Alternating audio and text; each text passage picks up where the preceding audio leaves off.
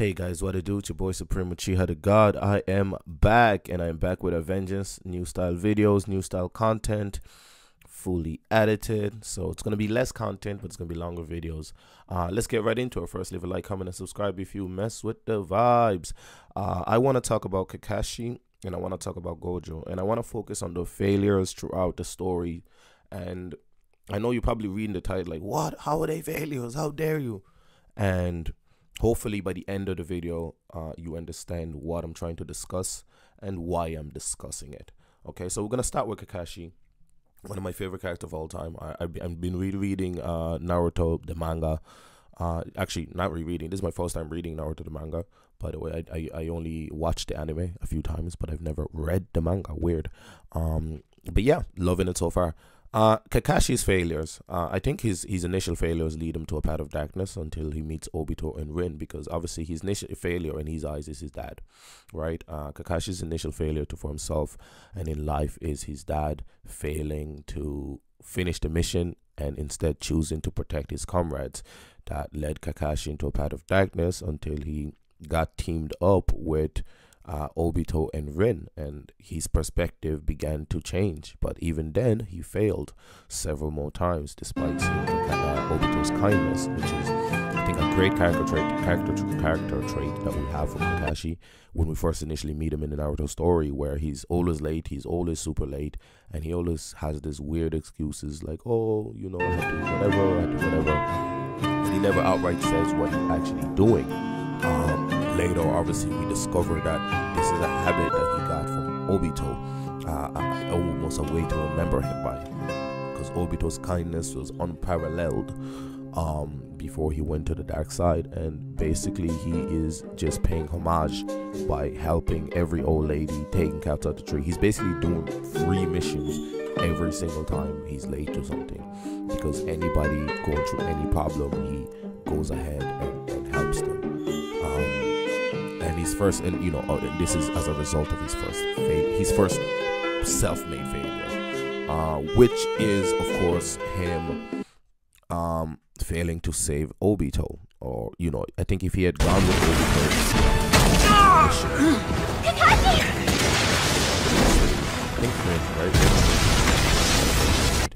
but if he initially went to help Obito on that mission, I believe that Obito wouldn't have ended up dying. I don't think I'm gonna make it.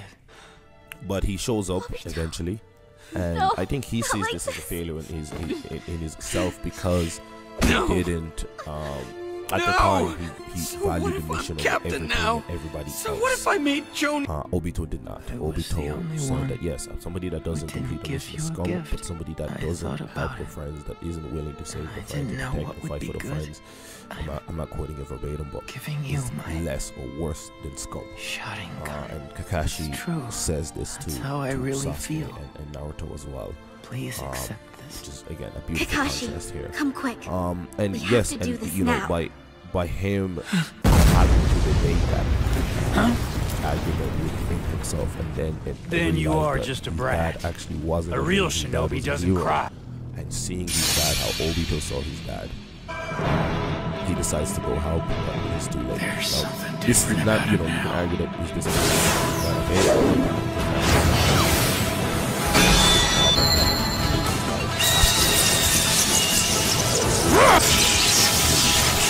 having seen that value initially, right?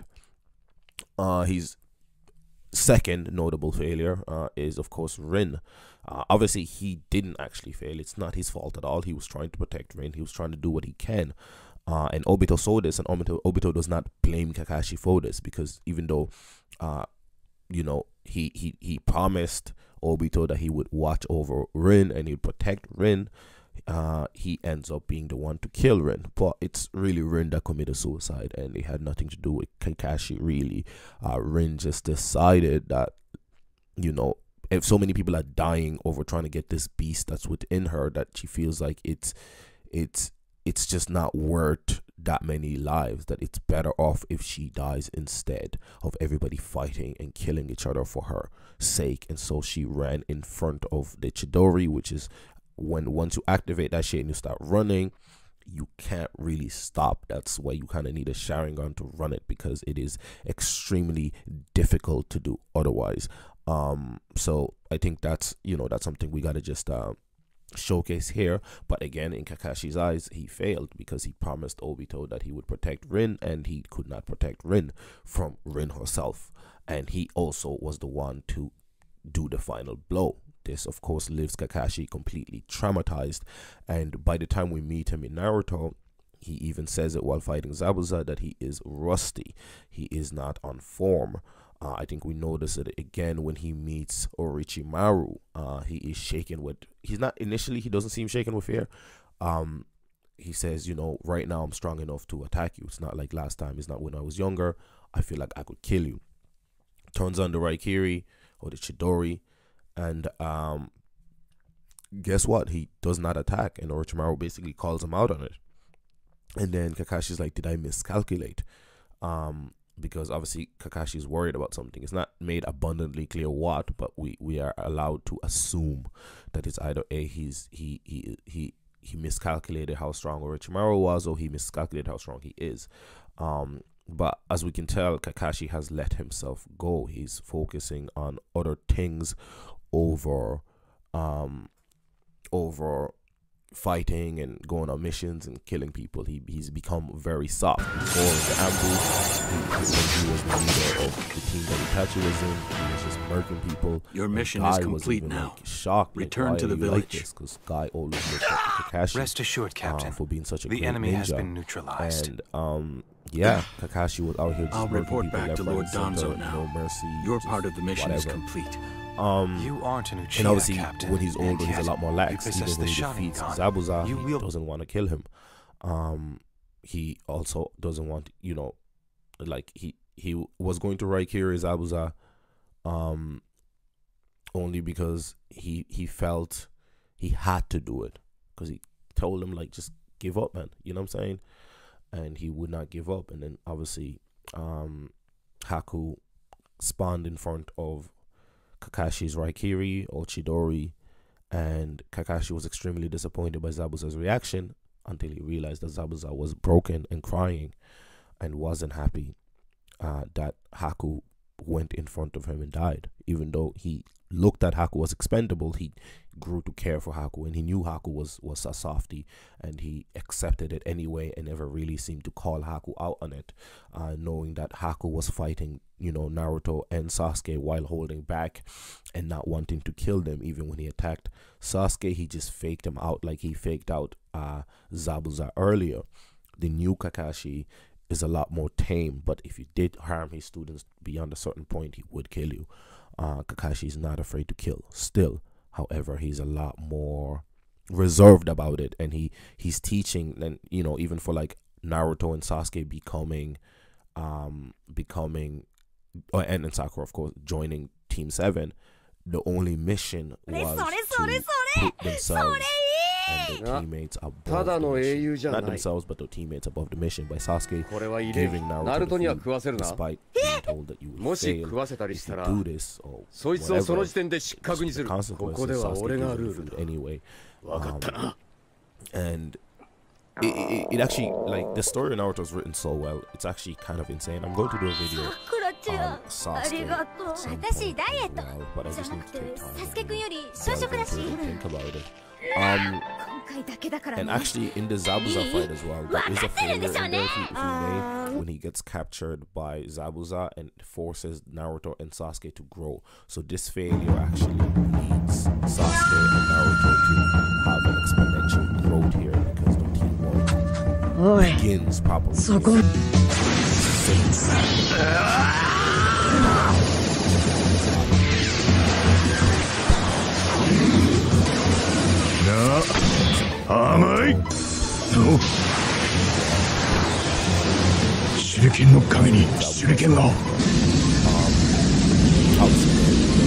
The Sasuke retrieval arc, Kakashi arrives late. This is really not his fault, because the timing was just perfect. The sound ninjas and all them, they Orochimaru's goons, they did a great job. It's not really the sound ninja, right? It's just the whatever, what are they called? that crew that came to grab Sasuke, they timed it perfectly. Kakashi was away or hospitalized, I can't remember which, but he was not there, and that's all that mattered, and that's why Sasuke was able to leave the village and end up fighting Naruto, defeating Naruto, and Kakashi arrives late. This is probably a failure. I think Kakashi probably sees this as a failure because he didn't destroy a bond. Obviously it's not his fault, but I think, I'm trying to look at this from the perspective of Kakashi here.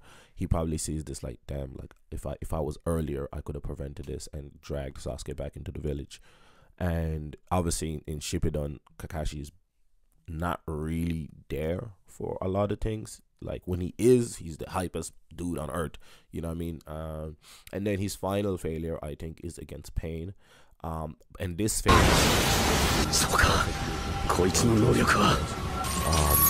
and I'll come to it.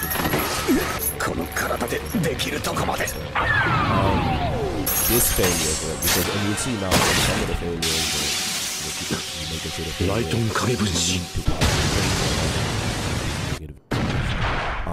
when he dies here against Pain, he dies from exhaustion, essentially, right?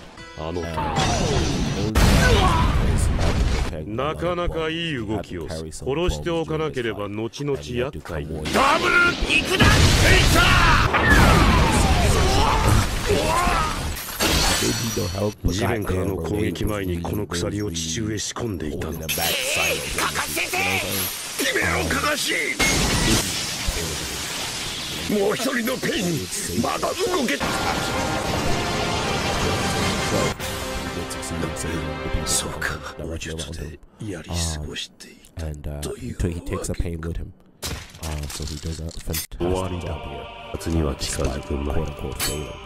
I think from here on out, I don't really think anything can be considered a failure by him. At least not fairly, right? You can even argue some of these may not be considered failures, but I want to view from Kakashi's perspective. Again, when he dies here, he meets his dad and they have that conversation. His dad basically telling him it's not your time. Should I know? Because Kakashi was almost like thankful that he died, but he had so much work. And so he comes back, which is beautiful. But yeah, so that's what I kind of think, right? So we're going to consider those failures, and then we'll go to Gojo. Gojo, on the other hand, none of his failures, apart from one, which might surprise you, leads to negative events. His first failure is obviously trying to protect the vessel, and he fails due to his compassion, right? A lot of Kakashi's failures are due to things way out of his control, or moments of hesitation, right? While Gojo's failures, most of them are because of his humanity. Kakashi's are initially because of the lack of his humanity, and then eventually things kind of just happen. You know what I'm saying? I think with Gojo, when he they're trying to save the vessel, Tengen's vessel, he only gets that tired is because he wanted to allow her to experience life before being killed, and then also decided alongside Geto that if she decides that she does not want to become one with Tengen, that they would fight the Jujutsu.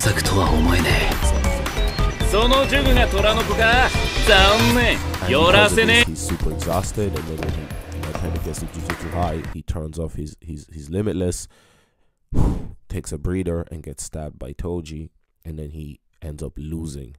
While telling Geto to go with the vessel, he ends up losing, and when he loses, he essentially dies. And during his awakening, he comes back a beast, an animal, and he's vicious and he's ready. He kills Toji, and he was ready to kill everybody that tried to assassinate the vessel to stop the merger. And Geto, the person that eventually becomes the thing that he stops Gojo from becoming, he is the one that stops Gojo. Then we go to Jujutsu Kaisen 0. In this, his failure is actually very easy, and this again is due to his humanity. the humanity he showcases here is towards his best friend, Geto. As when Yuta defeats Geto, Gojo was supposed to exterminate him and remove him from existence. But by allowing his body to be alive, now obviously Gojo could not know that a creature or being could possess the body of Geto.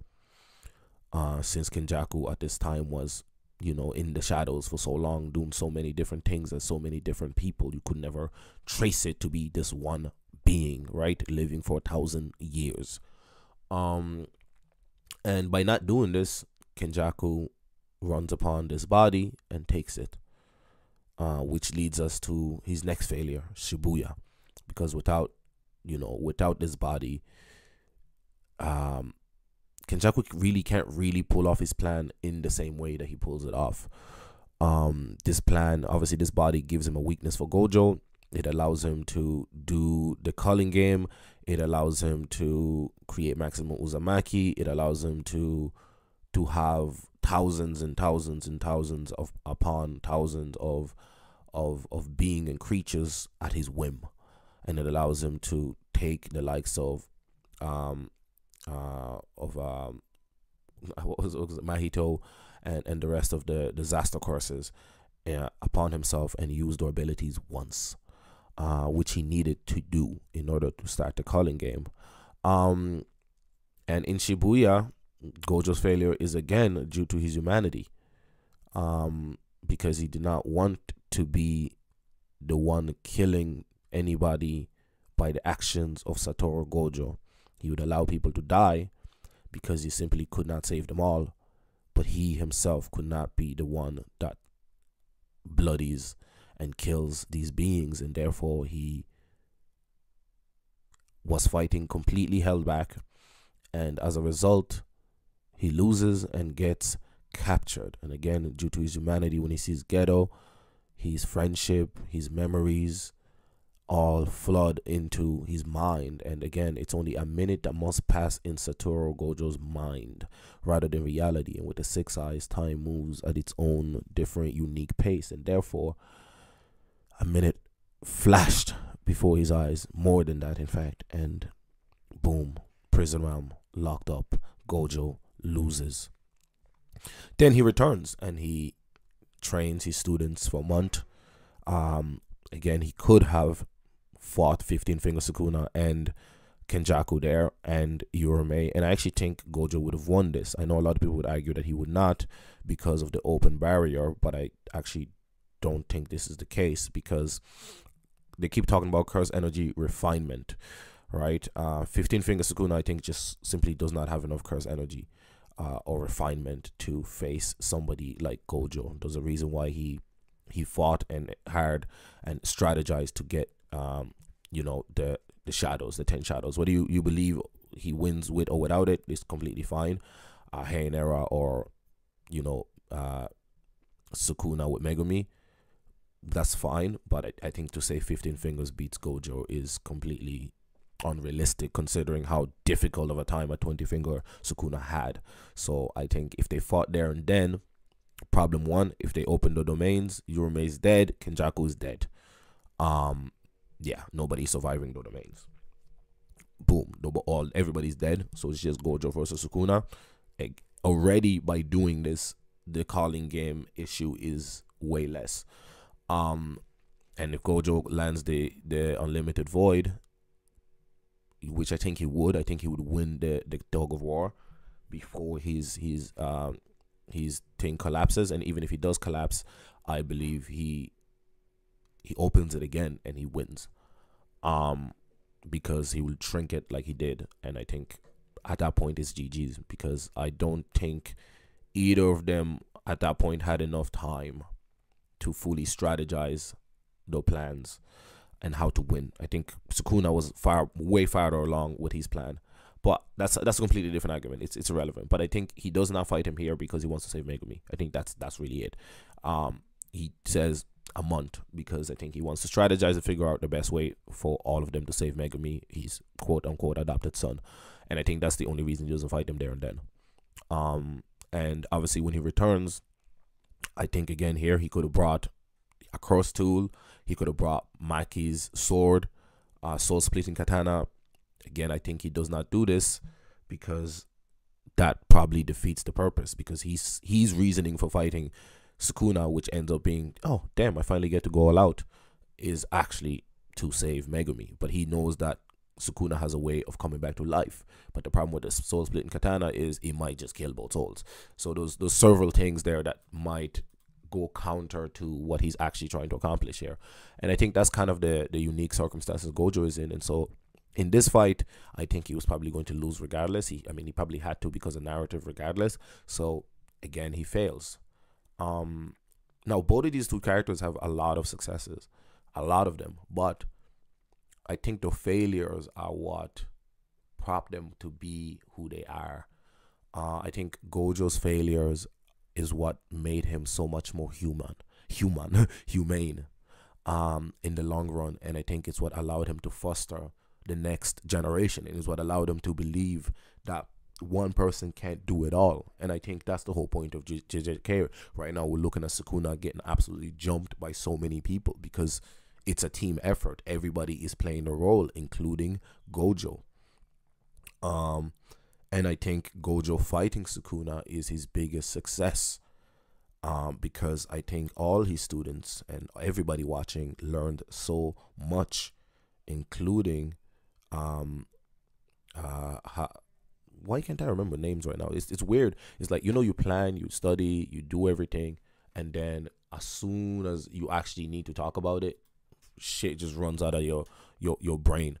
But yeah, Yuta, Hakari, Maki, everybody I think learned so much from that fight, watching Gojo and Sukuna.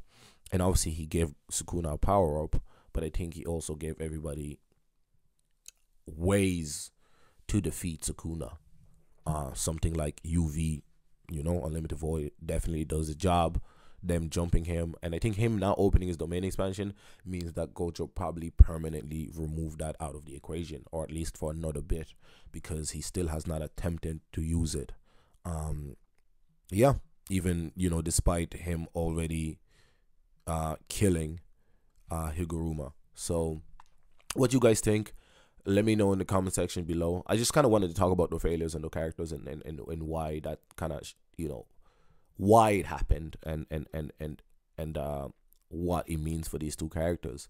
My conclusion is basically that I think both of these characters are mentors with a lot of failures, but the failures, I believe, for Kakashi, a lot of his failures are early on, and is what shapes him to be a great mentor for Naruto and for Sasuke and for Sakura. And you say, how was he a great mentor to Sasuke? I believe if Sasuke was beginning to love his teammates so much that he was willing to die for them and sacrifice all his dreams for them, and that scared Sasuke, and that's why he fled, right? And then with Naruto, I think he believed in Naruto. He told him that Naruto is talented, and he made Naruto have a family, friends, things that he never had before. Obviously, family-wise, he had Iruka, but he now had people his own age that were willing to die for him, fight for him, protect him, do all of these things for him. Yes, Hinata was doing this in secret, but Naruto ain't know this. You know what I mean? So, I think Kakashi's failures lead to his biggest successes, and Naruto and Sasuke both being the two strongest people in the verse by the end of the series, and Naruto successfully saving his friend, and Kakashi not having the opportunity to successfully save Obito because it is assumed that Obito is dead, and it's not until the very end that Obito is saved, and that's the beauty of it. And then with Gojo, all he cared about was his students. Even in death, he was not worried, oh damn, my students are fucked. He had no doubt in his mind that his students would find a way to save Megumi or to win, or perhaps to even do both. He had no doubt. There wasn't a moment in the afterlife when he was in the airport talking about Sukuna and saying that, damn, I don't even know if I would have won even if he didn't have 10 shadows. And he never said, oh damn, if I can't win, my students are screwed. I don't think so. He had no worry. He died with no regrets, and he even said, "I thought I was supposed to die with regrets. Why do I have no regrets?" He had no regrets because he had the fight of a lifetime where he could go all out, and he believes in his students to accomplish it. And I think that is ultimately it. The failures lead them to the greatest successes, and that is the future, the kids, to nurture the next generation. That's it. It's been your boy Supreme Chi the God. This is kind of a different type of video. I hope it made sense. It's just something I wanted to talk about with these two characters, to be honest. Yeah, and it's one of the longest videos I've ever done, probably. The video hopefully comes out by New Year. excuse me, by New Year. I'm gonna be editing it myself. I did break my laptop, so I have to use my desktop, and I hate using desktop for editing. But if you like the video, please like, comment, subscribe, and let me know what you guys think. And I'm out.